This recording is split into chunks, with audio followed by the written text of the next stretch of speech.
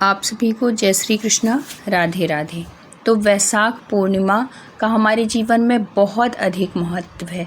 भगवान विष्णु की पूजा और दान पुण्य से संबंधित है यह पूर्णिमा व्रत बहुत ही ज़्यादा फ़ायदेमंद लाभदायक होता है हमारे जीवन में, जिसे माता यशोदा ने भी श्री कृष्ण से एक बार पूछा था कि इस व्रत के प्रभाव से निसंतान दंपति को क्या संतान की प्राप्ति होती है और स्त्रियों को अचल सौभाग्य और पति की लंबी उम्र क्या मिलती है इससे। तब भगवान ने बताया था कि यह पापों का नाश और सुख समृद्धि लाता है।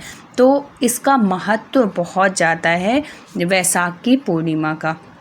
इस दिन स्नान दान का बहुत अधिक महत्व है। आप सुबह प्रातःकाल ब्रह्म मुहूर्त में किसी पवित्र नदी में अगर आप स्नान करते हैं तो इसका अनंत गुना फल है, और अगर आप किसी नदी पवित्र स्थान पे नहीं जाके स्नान कर पाते तो आप गंगा जल से अपने घर पे ही स्नान कर सकते हैं। किसी भी पवित्र नदी का, चाहे वो यमुना जल हो या नर्मदा जल हो, कोई भी जल हो, तो अपने घर पे भी 2 बूंद डाल के आप स्नान कर सकते हैं, उसका भी फल मिलता है।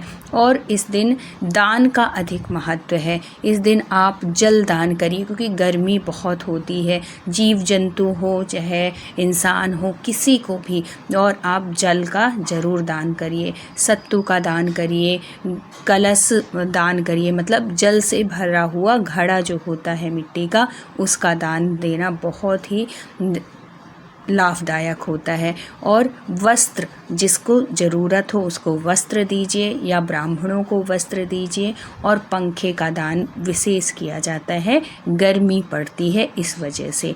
तो दान का और स्नान का बहुत महत्व है। और दूसरा हो गया पूजा पाठ।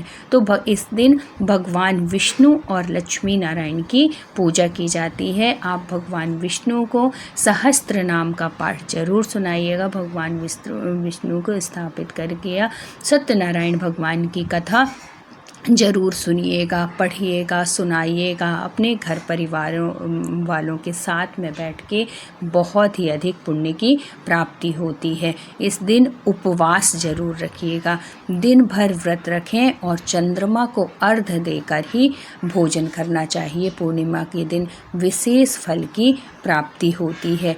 और विशेष क्या है इस पूर्णिमा में कि यह दिन भगवान बुद्ध के जन्म और ज्ञान और महापरिवर्तन निर्माण का भी दिन माना जाता है, इसलिए भी ये अधिक महत्व होती है। तो अब सुनते हैं वैशाख पूर्णिमा व्रत की कथा।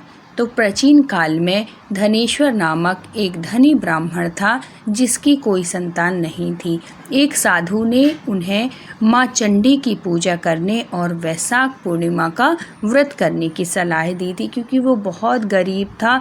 तो इस वजह से उन्होंने पूछा, तब उन्होंने ये बताया कि इस व्रत को करने से क्या फल मिलता है। तो साधु ने उन्हें माँ चंडी की पूजा करने और वैशाख पूर्णिमा का व्रत करने की सलाह दी। धनेश्वर और उसकी पत्नी सुशीला ने 32 पूर्णिमा तक दीपदान और व्रत किया, जिससे उन्हें एक पुत्र की प्राप्ति हुई और धन धान्य वैभव की वृद्धि हुई।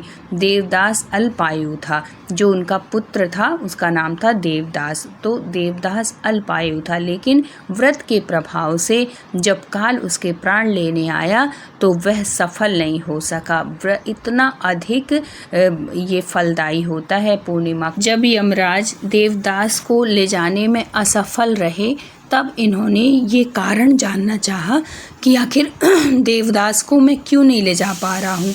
तब उनको इस पूर्णिमा व्रत का पता चला। इसकी वजह से यमराज ने इसकी वजह से जानने के बाद कहा कि यह 32 पूर्णिमा के व्रत का फल है, जिसकी वजह से देवदास को काल भी नहीं छू सकता। इस कथा के अनुसार जो भी इस व्रत को पूर्ण श्रद्धा से करता है, उसकी सभी मनोकामनाएं पूर्ण होती हैं। तो इतना लाभदायक, इतना पुण्यकारी, इतना पुनीत है वैशाख पूर्णिमा का व्रत।